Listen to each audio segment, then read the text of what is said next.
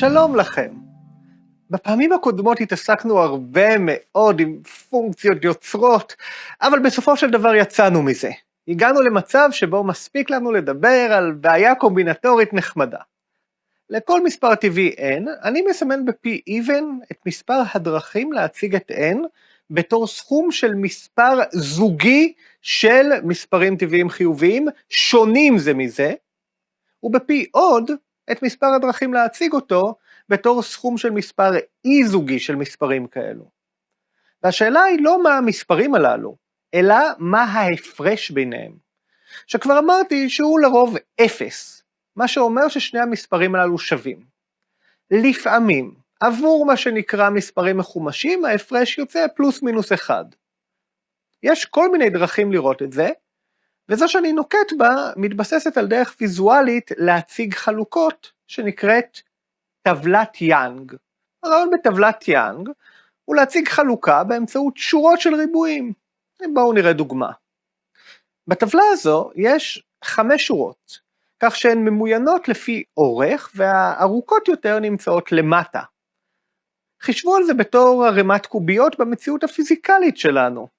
אם השורות למעלה היו ארוכות יותר מהתחתונות, הקוביות פשוט היו נופלות למטה. מספר הקוביות הכולל במקרה שלנו הוא מספר 22, שהטבלה מייצגת חלוקה שלו. כל שורה מייצגת את אחד מהמחוברים בחלוקה. במקרה הנוכחי המחוברים הם 1, 3, 5, 6 ו-7. זה הכל, אין כאן משהו מתוחכם יותר. אבל הייצוג הוויזואלי הזה של חלוקה יעזור לנו מאוד להבין את התעלול שעוד מעט ננקוט בו להוכחת המשפט. כזכור, אנחנו מתעניינים בחלוקות שבהן כל האיברים בסכום שונים זה מזה. זה אומר שאין שתי שורות מאותו אורך בטבלה.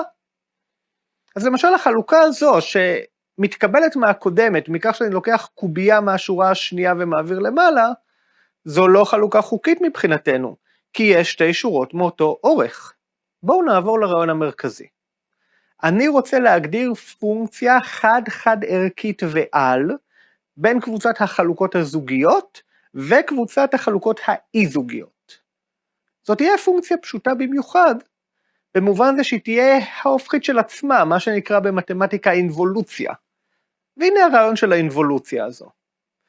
בהינתן חלוקה, קודם כל נצבע בירוק את המשבצות בשורה העליונה שלה, ונצבע באדום את האלכסון הימני שלה. זה אומר שצובעים באדום את המשבצת הימנית ביותר בשורה התחתונה, ואז צובעים את זו של השורה הבאה, רק אם השורה הבאה קצרה מזו שמתחתיה בדיוק באחד, וכן הלאה. בפעם הראשונה ששורה קצרה לפחות ב2 מזו שמתחתיה, מפסיקים לצבוע באדום. עכשיו סופרים מה צבענו יותר, משבצות אדומות או ירוקות. במקרה הנוכחי צבענו יותר ירוקות. אז אנחנו עושים במקרה הזה את הפעולה הבאה. לוקחים את המשבצות האדומות ויוצרים מהן שורה חדשה. בצורה הזו קיבלנו חלוקה חדשה.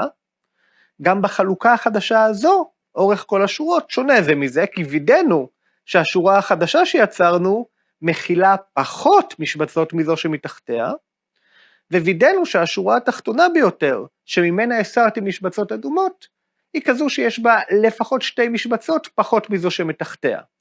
כלומר, גם אחרי שהסרתי משבצת מהשורה שמתחת, האורך שלהן עדיין לא השתווה. יש מקרה קצה אחד, שבו יש יותר משבצות ירוקות מאדומות, ועדיין הפעולה שביצעתי פה נכשלת, אני אתייחס אליו בפעם הבאה. אבל בדרך כלל הבנייה עובדת יפה, וזה שיצרנו שורה חדשה, אומר שאם קודם הייתה לנו חלוקה זוגית, אז עברנו ממנה לחלוקה אי-זוגית, וההפך. עכשיו, מה קורה אם אנחנו בחלוקה כמו זו שהגענו אליה עכשיו, שבה מספר האיברים בשורה העליונה קטן או שווה למספר האיברים על האלכסון? אי אפשר לפרק את האלכסון וליצור ממנו שורה חדשה, כי כל שורה חדשה צריכה להיות יותר קצרה מזו שמתחתיה, כדי שנקבל חלוקה חוקית. אז נעשה בדיוק את ההפך. ניקח את השורה העליונה וניצור ממנה אלכסון חדש. נעשה זאת על ידי כך שניקח את המשבצות בשורה העליונה, ונוסיף אחת לכל אחת מהשורות התחתונות, עד שנגמרות לנו המשבצות להוסיף. אם אפשר לעשות את זה, זה בבירור יוצר לנו תמיד חלוקה חוקית חדשה. אנחנו בסך הכל מעריכים באחד שורות בחלוקה, ואין סיכוי להתנגשות כי אלו השורות הארוכות ביותר, ולכן הפער בין האורך שלהן והאורך של יתר השורות רק גדל. זו גם בבירור פשוט הפעולה ההפוכה לזו שביצענו קודם, כך שאנחנו באמת מקבלים אינבולוציה שעובדת כמעט תמיד. אז מתי התהליכים שתיארתי לא עובדים? בפעם הבאה נדבר על מקרה הקצה ונראה שאלו סיטואציות מאוד ספציפיות שכדי שיתרחשו, מספר המשבצות הכולל בחלוקה חייב להיות אחד מהמספרים המחומשים שהזכרתי קודם, ומכאן שם המשפט. להתראות בינתיים.